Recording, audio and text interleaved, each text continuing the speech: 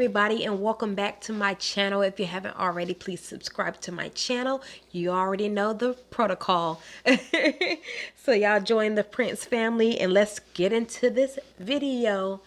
We're going to be talking about today Pastor John Gray, the pastor of Relentless Church. He got installed as the pastor, and like 4 weeks later he did a sermon, or he did a confession. Let's just say a confession. Well, he really didn't do the confession. His wife did the confession, and pretty much he was admitting to cheating on his wife. So I just want to make a quick video about that. I have so many different opinions about this. So first things first, just to be on his side for just a minute. A lot of times, because pastors are in the limelight, they become more exposed to things. Even though there are pastors, ministers, people in church, regular people, that are doing the same things, cheating on their spouse, like, he gets put in the forefront because he is a pastor first and foremost. So a lot of times we hold these pastors to a standard as though they're not human, but they are. Just because he's a pastor or bishop, whatever he is, does not mean he's not human. So the same mistakes that a regular man would make, he can make as well. He's still a man. He's still a person. He's still a human, and humans fall short. That's why God said in the Bible, we should forgive our brother 7 times 70. 7 times 70. That's how many times you're supposed to forgive people, because we are going to fall short. But that's not an excuse to do something that you know is wrong.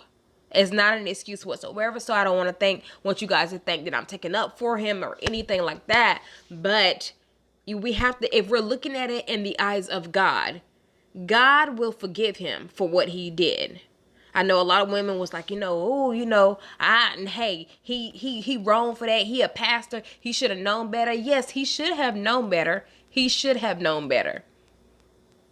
And I seen an interview with him where he was saying that his wife has been covering him until he could grow into a man. I have a problem with that. You as the man supposed to be the covering. The wife is not supposed to be covering you. You're supposed to be covering the wife. That's the order that it's supposed to be in.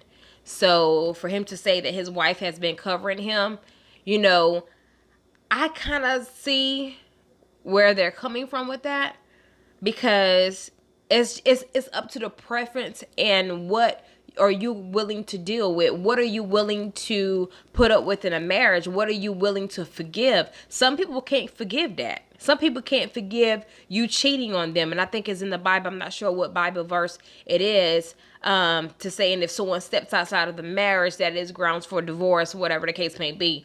But if you decide to forgive that person, because I think one of the Mary Marys, they went through the same situation with their husband. He cheated on her a couple of times, and I think she messed his car up and everything, and now they're going on the road traveling, just pretty much telling the world their story.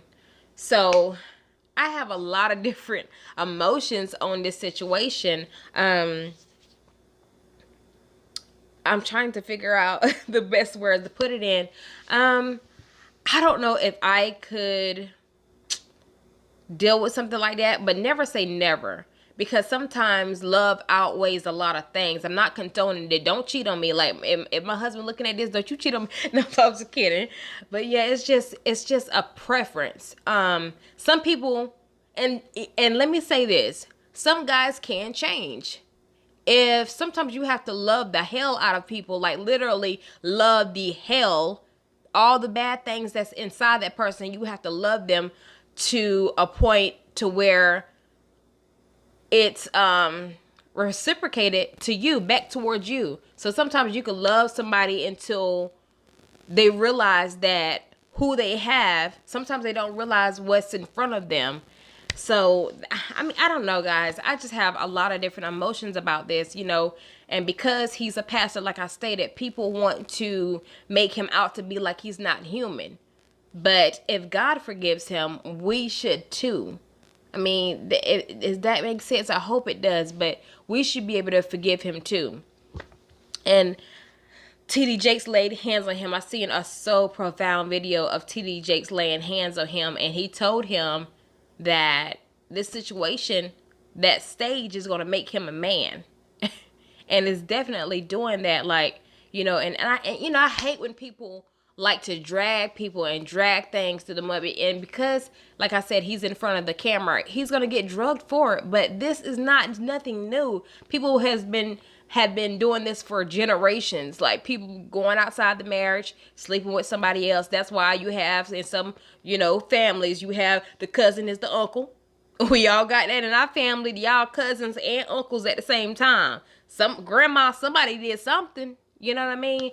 So I think with Pastor John Gray, we have to learn forgiveness. But it's just up to the discretion of the person.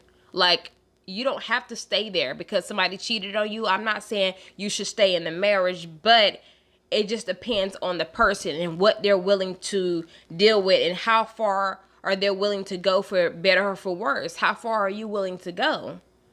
So I think that we should be able to forgive people, but also he has to take responsibility for what he did. He blamed everything else. He blamed the devil. We can't keep blaming the devil. Some things we caused on ourselves. So we can't blame the devil for everything that we got a little, you know, little hormone-ish things going on and we stepped outside. I mean, take responsibility for what you did. When I heard his confession, or his half confession, and his wife did the rest of the talking, like, he was blaming everything else, saying, oh, you know, all the stress of the church, and nobody's there for me because of the stress of the church. God should be there for you. God should have been one you was praying to instead of laying up with somebody else. I'm just saying, like, you have to be able to take responsibility for what you did.